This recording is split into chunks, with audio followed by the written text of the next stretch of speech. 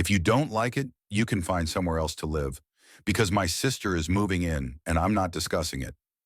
She said it calmly, almost bored, standing in the doorway of our bedroom with her arms crossed like this was already settled. There was no lead up, no warning, no attempt to soften it, just a clean ultimatum delivered at the end of a regular Tuesday evening. We had lived together for 4 years in the same apartment, long enough that the place felt routine, shared, stable. Both our names were on the lease. The rent came out of a joint account. Utilities, groceries, internet, everything split and predictable. We weren't married, but we lived like people who had already decided this was home. Her sister wasn't part of that plan. I asked when this decision was made. She said it had been obvious for a while. Her sister had broken up with her boyfriend, quit her job, and needed a place to land. According to her, family stepped up. End of story. She said it like I was behind for even questioning it. I asked how long she'd be staying. She said she didn't know and didn't want to put pressure on her. I asked where she'd sleep.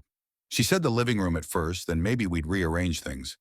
I asked how this worked with the lease. She waved that off and said no one enforced those rules anyway. Every answer skipped past the actual issue. This wasn't about logistics. It was about consent. I said I wasn't comfortable with someone moving into our shared apartment without both of us agreeing.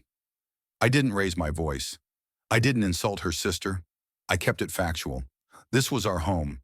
This affected my privacy, my finances, and my legal responsibility. That's when her tone changed. She said I was being selfish. She said I cared more about rules than people. She said if I really loved her, I wouldn't make this harder than it needed to be. Then she repeated the line that stayed with me the most. If I didn't like it, I could leave. I asked if she was seriously telling me to move out of my own apartment because she'd already decided someone else was moving in. She said she wasn't forcing me to do anything. She was just being honest about how things were going to be. I reminded her that we were both on the lease and that adding an occupant without agreement could put us both at risk. She laughed and said I was acting like a lawyer instead of a boyfriend. She said people move in with family all the time and that I was the only one making it a problem. What stood out wasn't the plan, it was how easily she dismissed my role in it. She didn't ask. She didn't negotiate. She issued an ultimatum and framed it as generosity. I asked when her sister was arriving. She said Friday. This was Tuesday. Her sister already knew. Bags were already packed. The conversation wasn't late. It was fake. I realized she hadn't just crossed a boundary. She had erased it. In her version of the relationship, shared space didn't mean shared authority. It meant I adjusted or I removed myself. She went to bed that night like nothing had happened.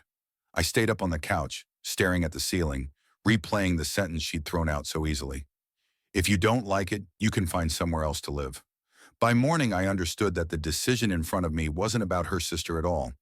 It was about whether I stayed in a situation where my consent was optional. I didn't argue again. I didn't plead. I started planning quietly. By Wednesday, she acted like the conversation was over. She talked about work, complained about traffic, asked what I wanted for dinner. The ultimatum sat in the room between us, untouched, like furniture she'd already decided wasn't mine to move. I brought it up once more, carefully. I told her I wasn't agreeing to her sister moving in, and that if she went through with it anyway, I would step away from the apartment and from the shared finances tied to it. I didn't frame it as a threat. I framed it as a boundary. She laughed and said I was being dramatic again. She told me I always did this when things didn't go exactly my way. According to her, I was choosing control over compassion. She said her sister was family and that family didn't need permission. That was the sentence that confirmed everything. I asked her if my name on the lease meant anything to her. She said it did, but not more than her sister needing help. I asked if she'd be willing to ask the landlord about adding another occupant properly. She said that would be embarrassing and unnecessary. I asked if she'd be willing to put a time limit on the arrangement. She said she refused to treat her sister like a burden. Every option that involved compromise was dismissed immediately. That afternoon at work, I pulled up our lease and read it again, slowly. Unauthorized occupants weren't allowed. Violations came with fines and potential termination. It wasn't abstract, it was written clearly. I also looked at our joint account and confirmed what I already knew. My income covered more than half of our fixed expenses. Not because I insisted on it, but because it had made things easier over time. That evening, she told me her sister's bus ticket was booked. Friday morning, she said it while scrolling on her phone, like she was announcing a delivery window. I asked where she planned to store her sister's things. She said we'd make space and suggested I could move my desk out of the spare room. She didn't ask. She assigned. I didn't raise my voice. I didn't argue. I just nodded and went to shower. That night, while she slept, I started separating what was mine. Clothes first, documents second, electronics last.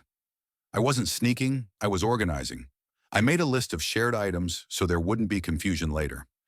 By Thursday morning, I had arranged a short-term place through a coworker who needed help covering rent for a few months. It wasn't permanent, but it was quiet and uncomplicated. I transferred my share of the current month's rent and removed my automatic payments from the joint account. I didn't touch her money. I didn't drain anything. I just disconnected myself. That night, I told her I'd be staying somewhere else for a while. She looked genuinely confused, like she'd expected resistance but not follow-through. She asked if I was seriously leaving over one person sleeping on the couch. I told her it wasn't about the couch. It was about decisions being made without me and ultimatums being presented as generosity. She said I was overreacting and that I'd come back once things settled. She said her sister wouldn't even be a problem and that I was creating distance for no reason. I didn't argue. I just told her I'd already spoken to the landlord to clarify my position on the lease. Her expression changed then. I explained I wasn't reporting anyone or trying to cause trouble. I was simply removing myself before the violation happened. If she chose to move someone in, she'd need to handle that decision alone. Friday morning, I moved the rest of my things out. When her sister arrived later that day, I wasn't there. By Sunday night, she texted me asking why the rent transfer for next month hadn't gone through. I didn't respond. The exit was complete, and the first consequence had already started. Final update. I stayed quiet, not as a tactic, not to punish her, but because there was nothing left to clarify. I had already said everything that mattered, and repeating it wouldn't change how she'd chosen to act. By Monday, the messages shifted. At first, they were casual. She asked if I'd grabbed a specific charger. She asked if I knew where an envelope from the building office might be. I didn't answer. Then the tone changed. She asked why I was being cold. She said this was all unnecessary. She said I was making things harder than they needed to be. Midweek, the landlord emailed both of us. Someone in the building had reported an additional occupant moving in with luggage and furniture. The email was polite but firm, asking for clarification about occupancy and reminding us of the lease terms. I read it once, then forwarded it to her without adding a single word. 10 minutes later, my phone rang. I didn't pick up. She left a voicemail saying she didn't understand why I was doing this to her. She said she'd never expected me to abandon her over something so small.